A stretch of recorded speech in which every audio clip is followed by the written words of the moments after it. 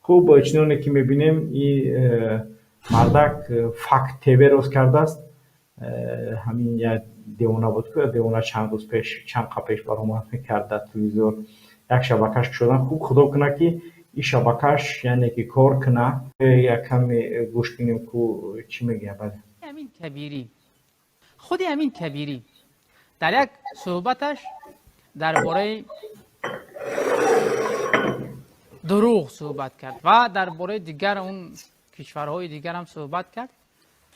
ولی خود ببینید که همین نفر وقتی که در وطن بود، کبیری تروریست وقتی در وطن بود امکانیت مالی داشت، وقتی میگه که این آن، پس وقتی تو اینقدر پول داشتی یک نفر، چرا برای پیشرفت دولت ملی، برای پیشرفت تاجیکستان یک بنا بنیاد نکردی؟ برای جامعه بدی، برای کمبزاعتان، برای مثلا پیرانسالان؟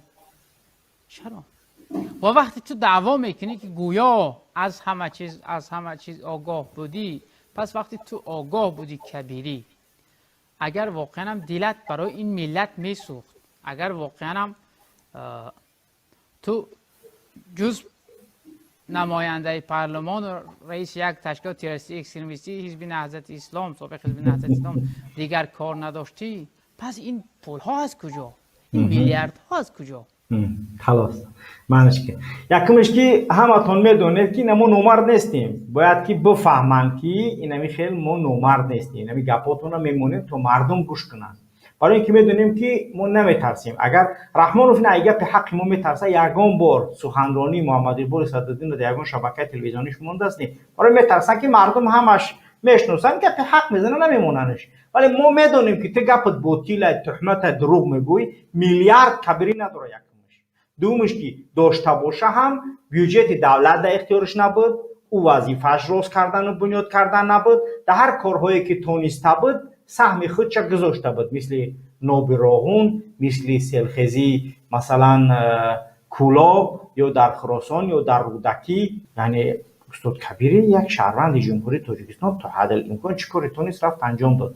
ولی اینکه محیدین کبیری خیز برای یک دام برای معیوبا روز کنه، وظیفه محیدین کبیری نیست. بودجت کشور پول معیوبا را رحمانوف بگیره، قطعی دوموده و قطعی دخترها به صاحب قطعی جهمنداش، قطعی یعنی بای فرندای بچه‌هاش کبیری برای روز کنه یا من برای روز کنم. من هیچ وقت روز نمیکنم. وظیفه من نیست روز کردن.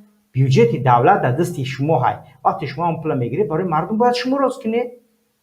میلیارد یکمش که شما رحمانوف با کبیری پریپوتی نکنی، یعنی اشتباه نگیره که اون چیزی که میلیارد رحمانوف هر یا دخترش، هر یا بچه‌ش، هر یا لوبونی که دخترش میلیارد داره فکر که کبیری میلیارد داره. کبیری میلیارد نداشت. کاش که میلیارد میداشت، آیا میلیاردش کم ترک میگرفتیم، یگون کار میکردیم. مخی ما میدونیم که گفتی گپا چی گپا چی خبره.